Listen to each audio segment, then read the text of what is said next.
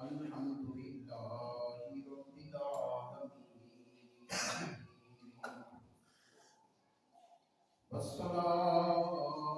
والسلام على سيد الأنبياء والمرسلين أما بعد فأعوذ بالله من الشيطان الرجيم بسم الله الرحمن الرحيم يا أيها الذين آمنوا توبوا إلى الله توبة نصوحا آمنت بالله صدق الله مولانا العظيم وصدق رسوله النبي الكريم قال الله تبارك وتعالى في شان حبيبه مخبرا وآمرا إن الله وملائكته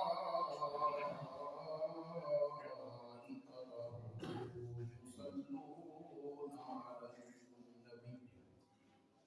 يا أيها الذين آمنوا صلوا عليه وسلموا تسليما الصلاة والسلام عليك يا رسول الله وعلى آلك وأصحابك يا حبيب الله الصلاة والسلام عليك يا سيدي يا نبي الله وعلى آلك وأصحابك يا خاتم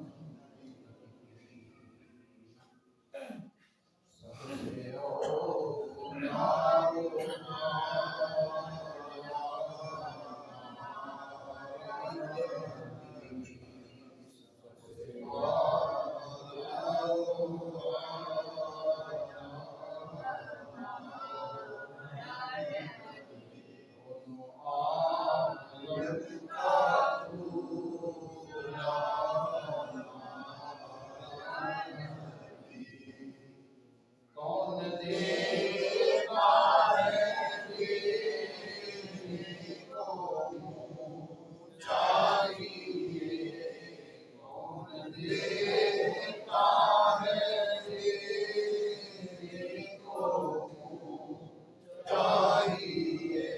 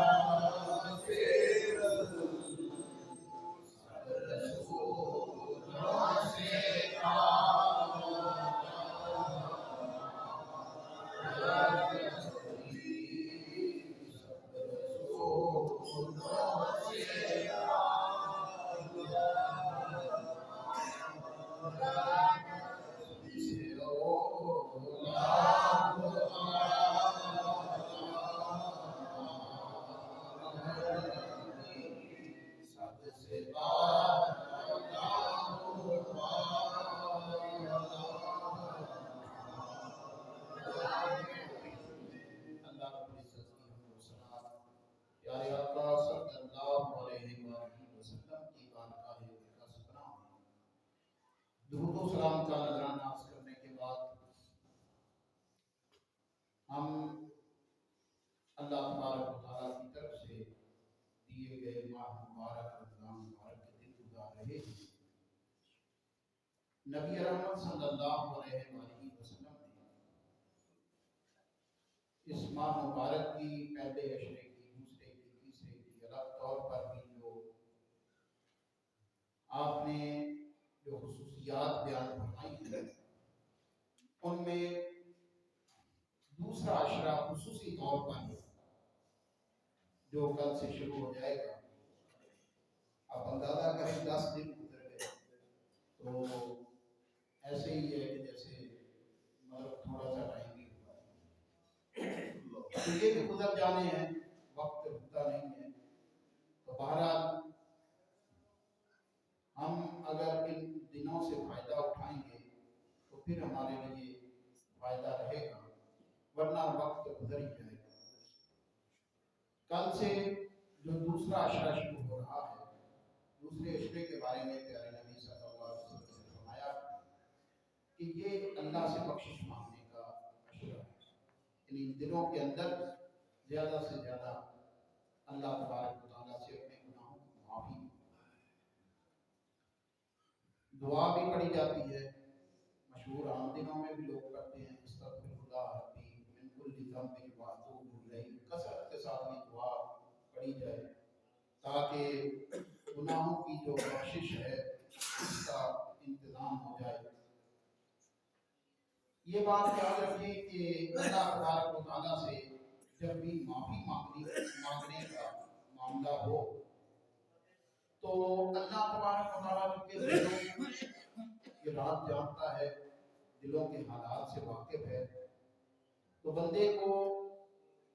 اللہ تبارک و تعالیٰ کی بارگاہ سے جب مانگنے کا موقع ملے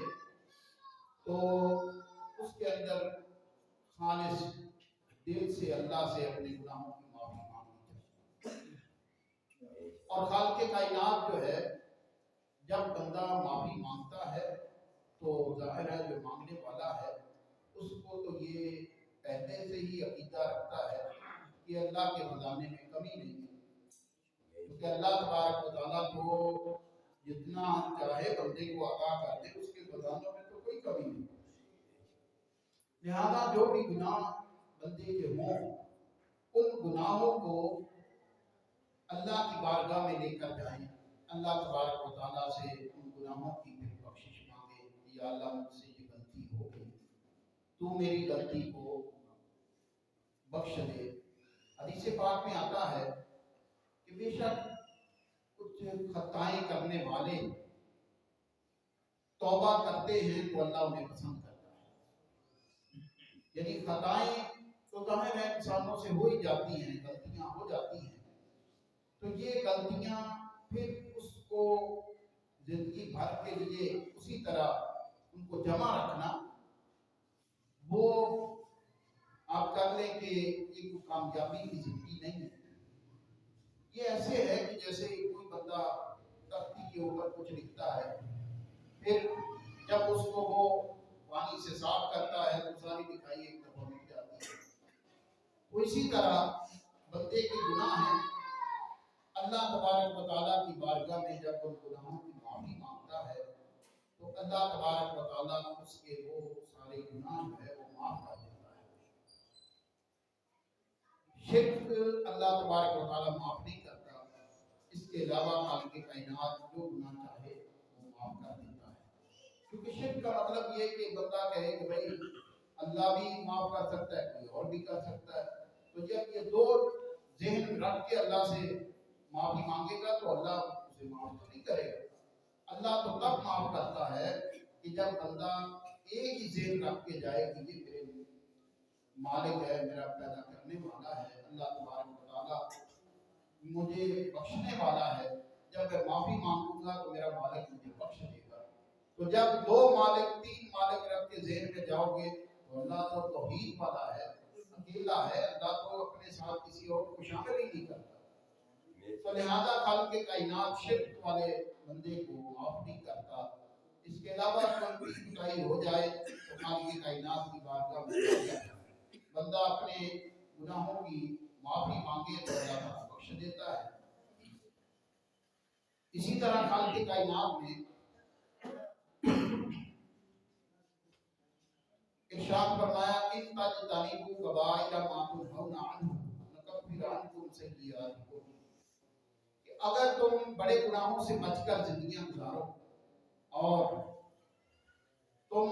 अपने आप को गुनाहों से बचाकर वक्त गुजारो, वो खालिक कायनात फरमाता है कि मैं तुम्हारी गलतियों को माफ कर दूंगा। यानी कई गलतियां तो ऐसी हैं जो अल्लाह तबारक व तआला खुद ही तरसा जाता है। यदि कई बंदे से ऐसी गलतियां हो जाती हैं, गलतियां तो बहुत सारी हो जाती हैं, फर्ज करें कई गलतियां ऐसी हैं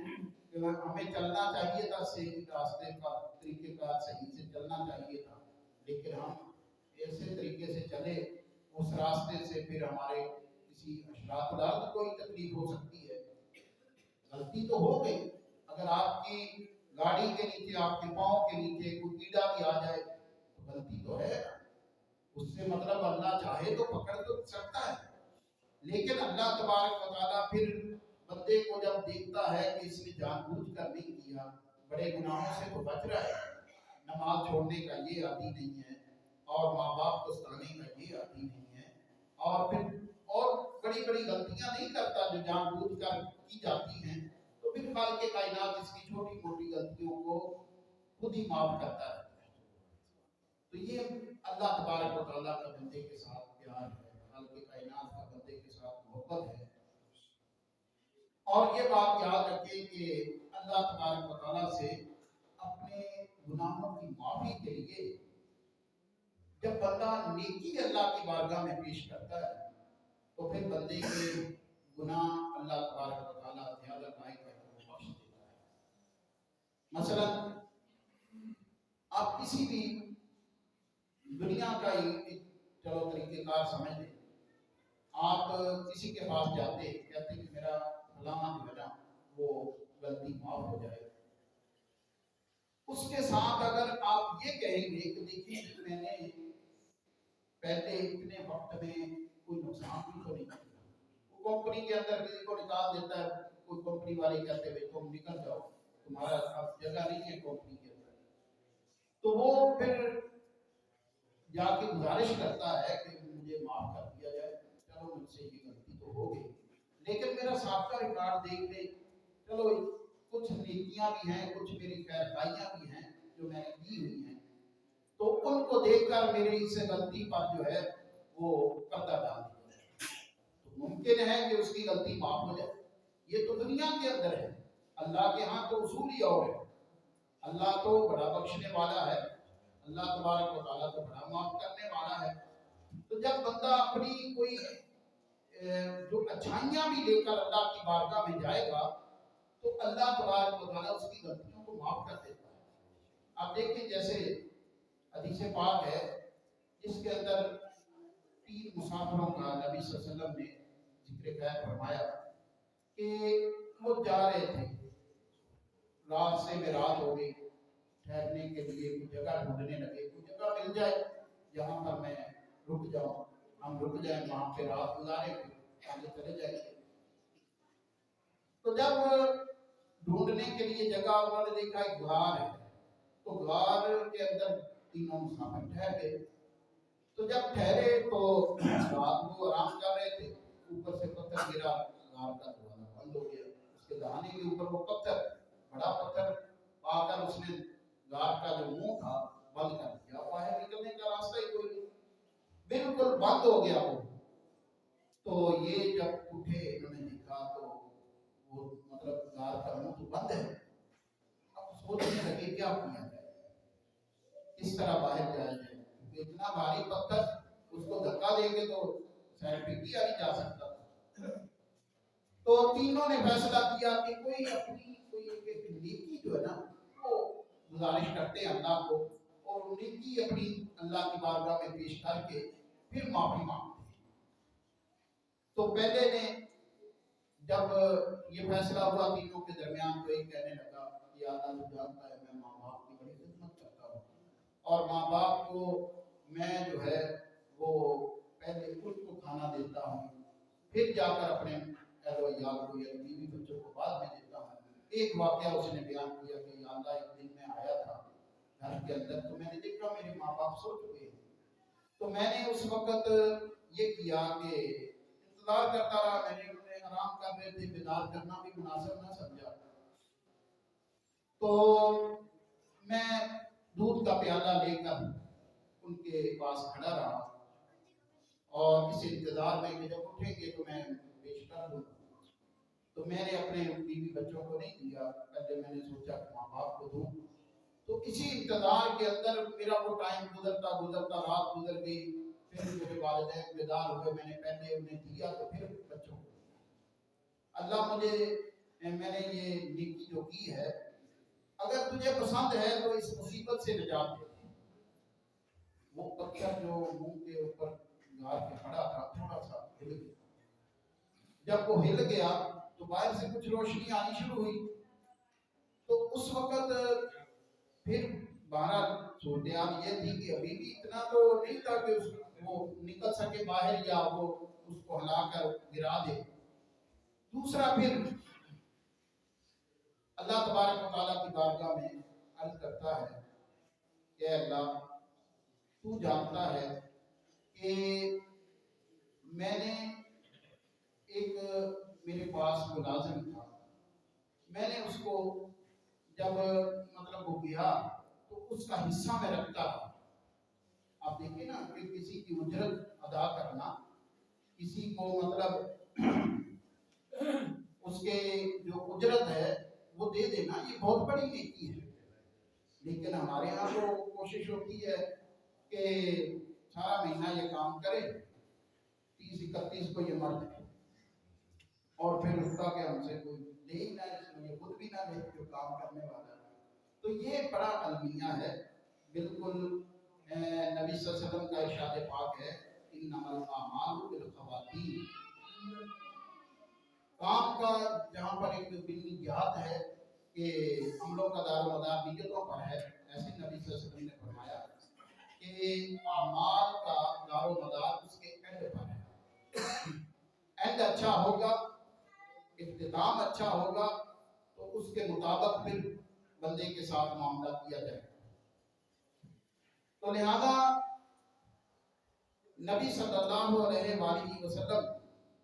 आपने फरमाया कि जिस काम का एंड अच्छा है तो वो अच्छा है। मसलन जब आप सारा दिन रोजा रखते हैं, आपने जनाब 4:30 बजे से शुरू किया, चलता रहा, जब जनाब 6:15 हुए तो आपने पानी पी लिया, तो फायदा क्या हुआ? सारे दिन की भूख प्यास का रुकने का कोई फायदा नहीं। तो इसलिए अमल वो अच्छा है जिसकी इब्तदा भी अच्छी है, जिसकी इंतहा भी अच्छी है, आखिर भी जिसकी अच्छी है। तो लिहाजा जब उजरत देने का मामला था, वो बंदा चला गया। आप अंदाजा करें कि नेकी कैसी है। वो चला गया, जब वो बंदा चला गया तो उसके मैंने पैसे रख लिए, उसकी उजरत रख ली और उसकी उजरत को मैं फिर अपने कारोबार में शामिल कर दिया और कारोबार के अंदर शामिल किया। तो फिर उसकी जो आमदन थी, उसका जो मुनाफा था वो भी सेव करता, उसकी असल उजरत वो भी मैंने महफूज कर ली और उसका जो उसकी उजरत पर जो मैंने कारोबार किया उसके साथ उसका जो मुनाफा था वो भी मैंने महफूज किया। फिर अरसे के बाद जब उससे मुलाकात हुई तो मैंने उसको वो सारे जब ये माल मवेशी और ये दौलत दी तो वो कहने लगा जी मेरी तो इतनी नहीं थी, लेकिन मैंने उसको बताया कि ये तेरी जो उजरत मेरे पास रह गई थी, मैंने उससे कारोबार किया था, उस कारोबार से मुनाफा तुझे हुआ है, तो ये सारा कुछ तेरा ही है। आप अंदाजा करें कि कितनी मतलब खुदा खौफी की बात है।